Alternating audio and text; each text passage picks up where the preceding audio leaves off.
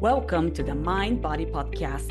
I'm your host, Maria Angelova, and I'm here to challenge everything you have been told about aging and wellness. This podcast is for those who refuse to accept that growing old means growing unhealthy. Each week, I will bring you dynamic conversations with inspirational guests, sharing practical advice, insights, and motivation to live your life rebelliously as you age with grace and vitality. This is your time to embrace self-care, transformation, and an infectious spirit that says no to the conventional and yes to a vibrant, powerful life. Let's dive in and redefine what it means to live well. Hi, Rebels, and welcome to the Mind Body Podcast, your rebellious podcast with me, your host, Maria.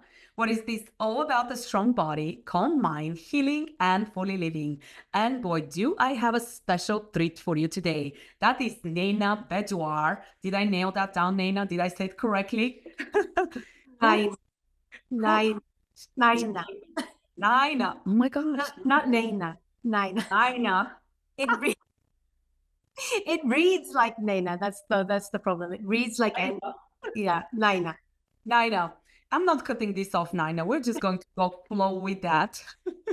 I'm very used to my name English pronounced. It's not a problem. Oh my gosh, who is a chef? And I have to tell you, Rose, I met Naina at a networking event, and I was so inspired by her because she is one of those people who, like, when she talks about cooking and food and spices, she lights up. And I do have to tell you, Naina, I've shared this with you. Cooking is not my strength. In your bio, I saw that you're passionate about food, cooking, and spices. And I was like, if I had to rewrite that bio out, it would be, I'm passionate about food, eating, and spices. You are my perfect audience. See, there we go. I knew that. I'm so excited that you're here to, inspire us and talk to us about the art of cooking. So with that said, Naina, give us 3 words that describe you and a little bit of a backstory so that we get to know you personally. I think the 3 words I would choose would probably be adventurous. And that comes from the fact that I've lived in 4 different countries, 3 different continents. So 4 different continents. Moved, been to 11 different schools, traveled a tremendous amount. There's pros and cons to it. It was incredibly unsettling, but it also developed this adventurous side in me. And as a result, I'm adaptable and, I find it much easier to go with the flow. I think my second word would probably be compassionate. And I would say that has definitely been on the up since I became a mother. I have definitely a different level and type of compassion, both for others as well as for myself, which has been a journey for sure. And I think creative would be the last one, because that's where the food comes in, and that's where I definitely am able to express myself on a plate with colors, with flavors, all that sort of thing. Yeah. I love it, because speaking of colors and flavors, I went to eat with a colleague yesterday to one of my favorite places, True Food's Kitchen. I don't know if you're familiar with them. What I love about the food there, it is so delicious. It is so soulful, so nourishing, so healthy, and it's delicious, right? I think sometimes we think when we eat healthy food, it's like, oh, I don't want to eat that. Like a friend of mine said, I don't want to eat grass all the time. And I do think a big part of that is that it's the prep, right? And some people just have, like, I'll tell you, my husband and I can make the exact same salad. We can put the same ingredients, the same dressings, and my salad tastes nothing like his. And I'm like, what's up? And he goes, it's that special touch and the love and the passion that you put into it. And I do believe that, which is, I am so excited. Like, tell me the secret, because I want to be able to prep that fresh, easy food that nourishes my body. What is the secret? What is your secret, Naina? What is the secret? I think I look at people like you who have the motivation to get up in the morning and exercise and do all that kind of thing. And I'm like, how did you do it? I want a little bit of that. And I think it's just one of those things where you're just, blessed with a certain capacity and ability. And it's just so wonderful that there's one for everything and one for everyone. So we can all come together and complement each other. So, hopefully maybe you can help me lose the extra, Okay, we have a deal. You help me around my waist. You just have no idea what you're signing up for. I saw a joke yesterday, those towels with the joke, and it said, I'm such a great cook, even the fire alarm cheers me on. And I'm like, that would be the perfect towel for me. I'm a definite project, just to give you a heads up. But on a serious note, and I do hear you, I do think we all have our passion, the thing that gets us going. If you're talking to somebody like me, and I'm like, okay, Nina, help me with like 3 tips of where do I start? And one of the things that I've heard from people working with you, you are the queen of spices. And I do try spices, and my husband is like, babe, you can't just dump a bunch of spices. Like, they gotta go together. And I'm like, oh my gosh. So like, help me out. Yes. And I think that is definitely the part of my job that I enjoy probably the most, which is teaching. And I have had in my classes, both public and private, I've had people who are incredibly accomplished cooks and could probably teach me more than a thing or two. And also all the way to the other extreme. Quite often. And I think part of it is also when you see, hopefully when they see my joy, I'm able to kind of transmit that to a degree. And I think the thing you say about loving to eat, as long as you love to eat and you're invested in the end result, but you're also being mindful about the steps that you're taking to get there. I think it's a balance. I think a lot of people also have a very clear idea of how something is supposed to turn out. And I think Instagram and TikTok and things like that have done us a little bit of a disservice on that front, especially for people who are not, things suddenly like appear 60 seconds later, it's like, and this like beautiful dish just appears out of nowhere. And enough credit is not given to the whatever, all the stuff that goes on in the scenes and the way, I mean, just even the shopping process. It's not like the food just magically appears on your counter. It's a long drawn out process, and you have to be kind of invested in every step, knowing that you are heading to a delicious direction, but that it's, I think if you parallel it with your physical work, I think that you would find a lot of parallels. I think that we bring our personality to the kitchen as well. So the order or disorder with which we cook is also there. I think it's a way to recognize how you operate. It reveals your habits. It reveals your mindsets. So for example, I'm a very go with the flow, creative kind of cook. Sometimes I will start with a dish in mind and I will end up with something different because I've just take a left turn somewhere. But then when I teach classes at Cook's Warehouse, for example, which is one of my most wonderful things that I do, I show up with all the ingredients and I have 4 or 5 assistants who buzz around the kitchen and read my recipes and get these beautiful trays together with all the spices measured out, everything chopped and cut and neatly arranged, and the recipe on the side. And, I'm busy doing something else at this point. And then when this class starts, we gather together and we brainstorm about the order of the dishes and, certain details. And I look at these trays and I think, wow, what neatness and order and precision. And I watch them putting the trays together. They're running their hands down the list and making sure that everything is covered. And that is the complete opposite to how I cook. I'm pulling out bottles and I'm not measuring anything. I'm just kind of taking pinches of things. I'm tasting as I go along. It's the complete opposite. But I can really appreciate the order and the precision when you do it a different way. Of course, it's lovely to have somebody else do it for you. But right. Well, I do have to tell you, sometimes I'll be like, give me a recipe. And a friend will be like, and put a pinch of this and a pinch of that. And I'm like, what does that mean? Like, what's a pinch? Like a small pinch, a big pinch? Like, what is that? Or put a little bit of, what does a little bit of mean? Because I'll be honest with you, I'm like, it's intimidating for me. I mean, it sounds really silly, but I'm just being completely, totally honest. And I think for somebody like me, like I need that, like exactly. Don't tell me a little bit, but like exactly what's a little bit. What does that mean?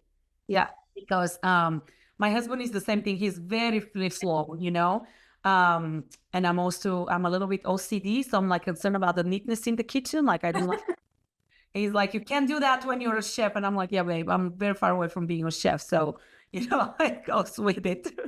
So then you would benefit from the mise en place. That's what I'm saying. I would love for somebody is measured out. And in cooking school, even though I'm not formally cooking school trained, I do know that the main thing that they focus on in cooking school is not recipes, it's technique. And I think recipes tend to get you a little bit too boxed in, and then you think that that's the only thing that you can make.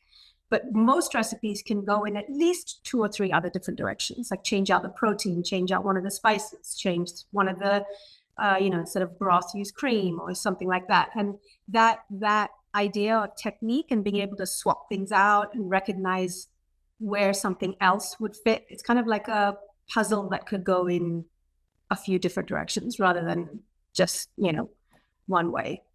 I know what's fun? I'm sorry, go ahead, Naina. To see it as a creative process. And that's exactly what I was going to piggyback on, because, I did say I'm a very structured person. I'm very organized.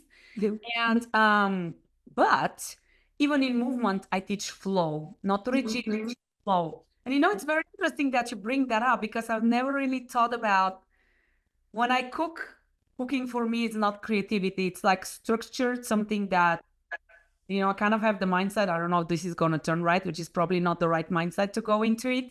But you know what? Maybe if I embrace the flow and be like, all right, let's do this. So let's be creative, because I'll tell you that works amazingly into movement. When I see somebody rigidly, and I'll be like, let's go. And you see the body just stands up, and I'm like, no. I'm like, take a deep breath, allow the shoulders to relax, and like melt through the movement. And the movement looks completely different, right?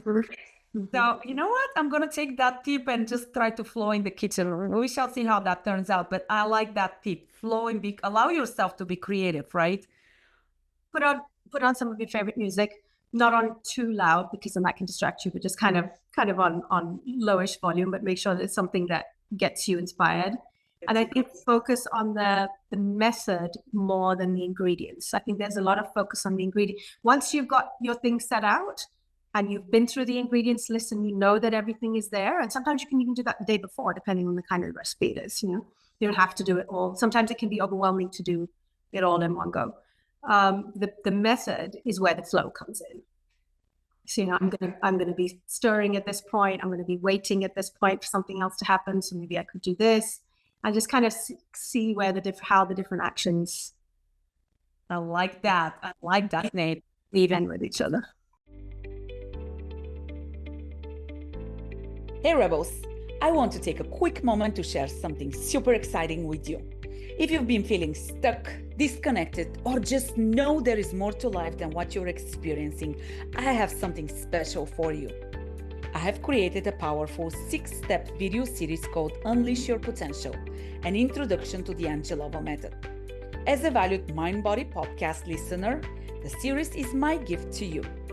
In this series, I will guide you through the core elements of the Angelova Method, a unique approach that integrates movement, mindset, and mastery to help you align your body, mind, and life.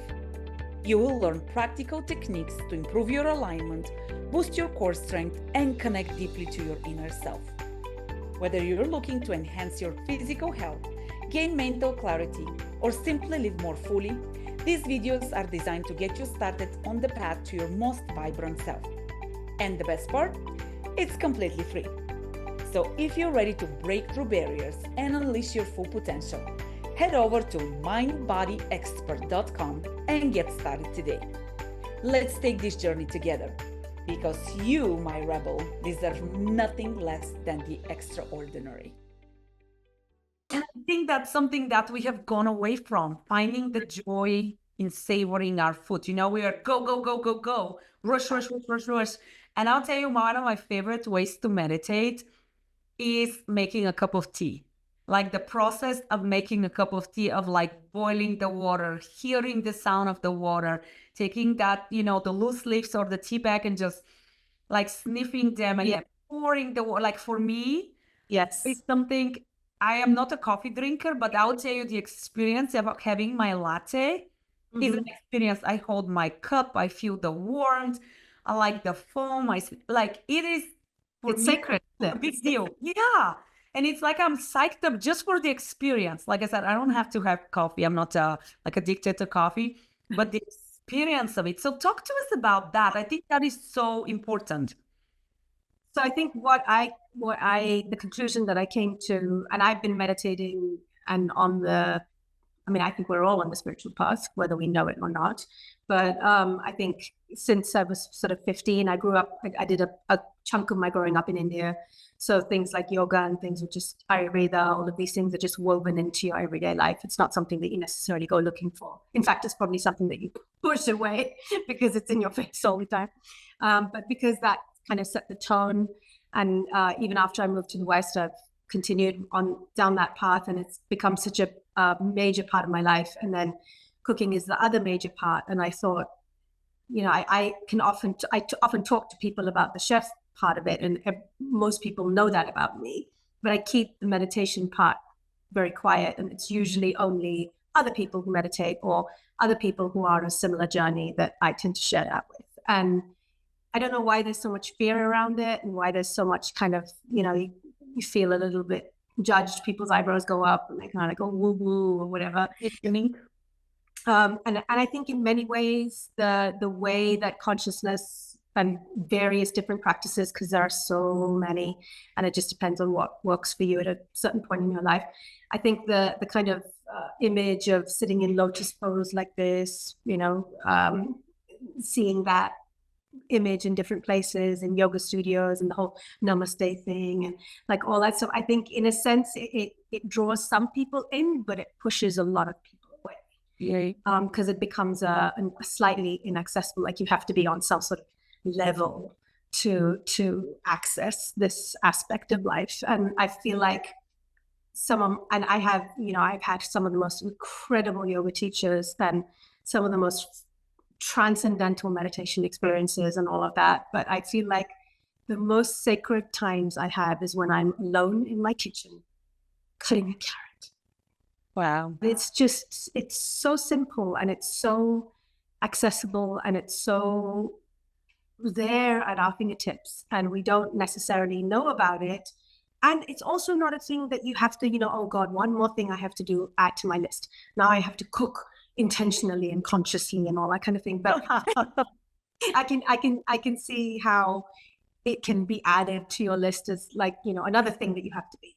But it's actually a stripping away, and it's actually and I'm able to, of course, time and practice and all of that stuff definitely helps. It's like working any muscle, and it gets easier and more relaxed and more flowy as time goes on. But even when my kids are yelling at the table and my husband's walking up and down on a call, and I'm trying to prep dinner, and I can feel myself spinning off into a little bit of a thing, there's an opportunity right there to pause and sense. And for me, where this work really begins is the senses.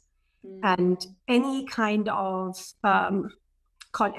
effort at raising your level of consciousness has to begin with the senses, because you have to start with this, and you have to start with what's in here and not what's out there. Okay. So I think there is, I've really put my mind to this one, and I think, I know I say I think, but I feel that cooking is really one of the only pursuits where you can employ every single sense, sometimes all at once. So you can hear the sizzle in the pan, you can feel heat rising up, you can feel your feet on the floor, so you can even involve proprioception and that sort of thing. You can, obviously there's aromas constantly all the time. The number of times I've had people walk into the kitchen and say, oh my God, it smells so good. Before I've even touched a pan, things already smell good, because you're already, kind of emanating that as you're working on it. There's so much touch involved. There's obviously sight, you eat with your eyes. It's all of it all at once. And you can choose to just focus on one. You can jump in and out, and it's literally just like a second at a time, a moment at a time. It's not that you have to be fully immersed the entire time and like float your way through the kitchen. It's like nothing like that. But even when you're calm, it's accessible. When you're stressed, it's accessible. And it's just a way to bring you into the present moment, I feel, in a way that is more powerful than a lot of other techniques where you have to go to a studio or you have to, I do that all the time. But cooking is something that all of us do, like even something as simple as making a cup of tea, making peanut butter and jelly sandwich. You're not having to make a 3-course meal. At every stage, there's somewhere that you could pause and sense, pause and sense, pause and sense. And for me, the senses are the external senses are the gateway to the internal senses. And it's, Go ahead. No, I was going to tell you, I love that you're bringing up intentionality behind cooking. And the other thing that I really like that you brought up is, when something becomes another thing on the to-do list, which for most of us is really long today, I tell people the exact same thing. Don't make movement something that you have to do that doesn't feel good, right? Because then we're just rushed through it, going through the motion. Correct. It's something that you really enjoy. And what I tell people is fall in love with movement, and you don't ever have to work out a day in your life, because then it's something that your body craves. Versus the next thing on my to-do list that I need to unintentionally just put a check mark next to. And I do think there is so much truth to what you're saying. I personally am getting a lot of great tips today, like, okay, I'm going to immerse myself into it. I'm going to flow with that process.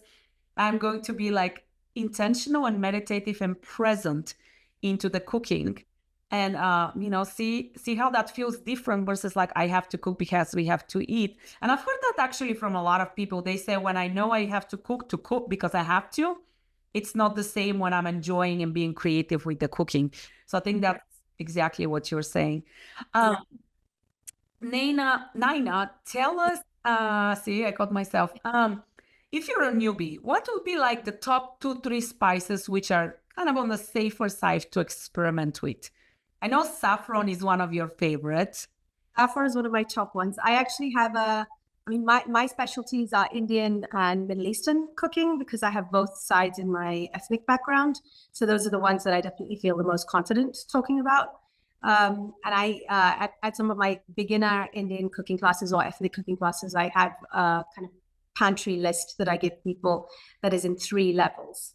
And that the top level has about 5 or 6, and then the middle level has about 8 or 10, and then the bottom level has about another 8 or 10. And it's exactly how, right behind me, how my spice drawer is organized. It has 3 levels. And on the top is the ones that I reach for the most frequently, and they're also in the largest jars because I cook through them the fastest. And then the middle has got smaller jars and more of them, and then the bottom, like that. So I think if you're trying, if you're leaning towards, I think Middle Eastern is probably, especially with your husband being Palestinian and stuff, I think cumin is one that you cannot go wrong on. And keeping the whole seed and a coffee grinder so that you can get the powder if you want to, without having to have this. I have separate cumin powder because I use a lot of it. But I was gonna say, now you're taking me to a whole other level where I have to grind it. Like, no, I need the stuff. Let's start slowly. I need the stuff that's ready for me to just shake it up on top. Well, actually, there's a really delicious potato dish that we have in India, and this is another thing that a lot of people, I think, Indian restaurants serve the more complex dishes, but our basic Indian home cooking, it can get complex, but it's actually, I would say 60-70% is really simple, 5-6 ingredients, comes together quickly. Because, even though in India we have a lot of help and stuff like that, there are so many Indians who live abroad who don't have help, who are up against the same time challenges and are trying to, create the same flavors without 18 spices and things like that. So like there's a potato dish. It's interesting that I should think of this because there's a friend of mine who I was in middle school with, and she would bring this potato dish to school for lunch every day. And I would bring something, I can't remember, something that was more typical of my home. And we would always swap because hers was just, to me, it was not like the usual stuff that was made in our kitchen. And it was like potato wedges, like slim, almost like, wedges basically made out of any kind of white potato. And they were tossed together with like really brown onions. So really, really caramelized onions and turmeric, black pepper, and cumin seed. And what's the last one? Oh, cumin seed. Okay. and salt. Okay. But the key was in caramelizing those onions, and that is a slow process that requires patience. And that's where you put on music and you dance around, and you could caramelize onions and read a book. It's such a patient. It's a process that requires much Naina, patience. you know that I have no idea how to caramelize. I've eaten so many caramelized onions. I have no idea where to start. See, this is what you need to tell me. You slice the onions, you put this in the pan. Like, You wait, and you wait, and you wait, and it eventually gets there. And you can be like me and be super impatient at times and crank the heat up and then get distracted and go somewhere and come back. that would be me. That would be what I would do. That's when the fire alarm starts celebrating me. So it's one of those things where it's like medium low to low heat, and you literally come back every 10 minutes and stir it. Oh, wow. So how long does it take? Because About 45 minutes or so. 45 minutes to caramelize the onions? Really well and really evenly, but it's mostly hands off. You maybe stir it 4 or 5 times in that time. And as long as you control the heat, and it's an exercise in patience as well, you know, it's a real Yeah, cooking can teach you skills too, right? Skills that we need in life. absolutely, because you keep it on relatively low heat, you can get away with doing other stuff. It's when you try and put things on too high heat and then do everything, but the high heat literally acts like a fuel, and you get burnt and the onions get burnt. Yes, this is the type of thing that Maria will have to set up her alarm reminder to make sure I don't forget about it. Okay, very cool. So let me ask you, what is one advice that you share with our listeners, with our rebellious people on here? I think in terms of the rebellion side of it, I think nowadays the rebellious thing to do is actually to turn inward. I think for a long time, rebellion was about outside and what's going on the outside. And I think the world is in such a state. And my personal belief is that we have to turn inward if we're going to make any really significant change for our children's generation. We have to lead by example as much as possible. And, you know, social media and all of those things are continuing to focus us outward. And I am completely, you know, guilty as charged on that front. So it's a constant reminder to rebel against that tendency and instead, you know, and transform the energy from aggressive to gentle and turn it inward. So well said. So well said. And along with that, since you speak about rebellion, what is your definition of rebellious? I think my life has mostly been a definition of rebellious because I moved to the West when nobody wanted me to, and I stayed here when everybody told me I should come back to India. And you know, so I think definitely I've been rebellious and I've gone against the grain. But I think in terms of definition, I think if it can help you find yourself, then it's a journey that's worthwhile. Then the rebellion is worthwhile, as long as it brings you back to yourself. So well said. All right, Naina, tell people where they can find you, where they can learn about the classes. I know you teach classes in different places. You do private coaching. Tell us what's the best way to connect with you, follow you on social media. I'm on social media under my business name, Kesar Kitchen. So Kesar is the Sanskrit term for saffron, which is my most prized and favorite spice that I use a lot. And I teach both public classes as well as private, and you can find information about that on my website, as well as that's kesarkitchen.com. I teach at the Cook's Warehouse, at the Botanical Gardens, at a distillery in Chambly occasionally. But the thing I love to do most is private lessons. So gather some friends around the kitchen. God bless American kitchens because they're so nice and big and spacious. People can, you can easily gather 4 or 5 people around an island. I just did one last night, which was quite fun. And it helps me to really get personal one-on-one with people. And it also helps you to customize the menu. You can choose exactly what it is you cook. as opposed to a public class where the menu is already set. Yes. And I'm hoping to move forward in the cooking and consciousness part as well, and run workshops and do some Zooms, and also do one-on-one coaching with that as well. So good, so good. You know, nutrition is such an important pillar of our wellness. And I think the more that we fall in love with the process of creating food, because I do think most of us don't eat healthy, because I will tell you, if there is no ready food around, right, what do we default to, right? We default to crap, the processed stuff. And I'm so aware in my body, the minute I eat, I'm like, why did I just do that, right? And I do tell you, as I'm aging, I'm becoming more intentional with, you know what, I would rather not. But of course, I mean, I will be honest, I love ice cream. I love chocolate, you know. But I do think nurturing ourselves is such a basic and important pillar of our wellness. And I'm so excited that there are people like you who can inspire us and teach us and give us such great tips, because next time I cook, let's see when that is, I'm going to definitely tag you.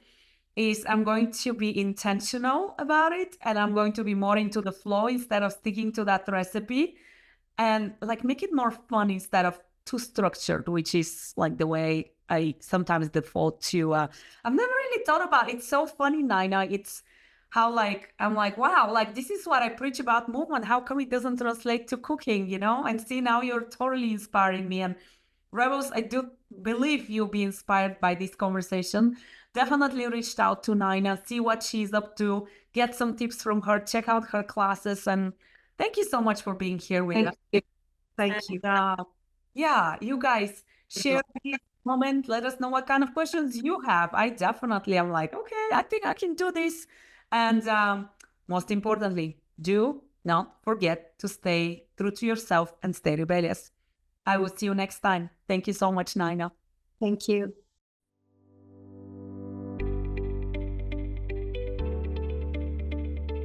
Thank you for joining us on the Mind Body Podcast, where we explore the power of living authentically and rebelliously. If you enjoyed today's episode, don't forget to subscribe, leave a review, and share it with a fellow rebellious soul who would love to hear what we share as much as you do. Stay strong, stay calm, and most importantly, stay rebellious. Until next time, rebellious souls, keep living fully. Your journey is just beginning.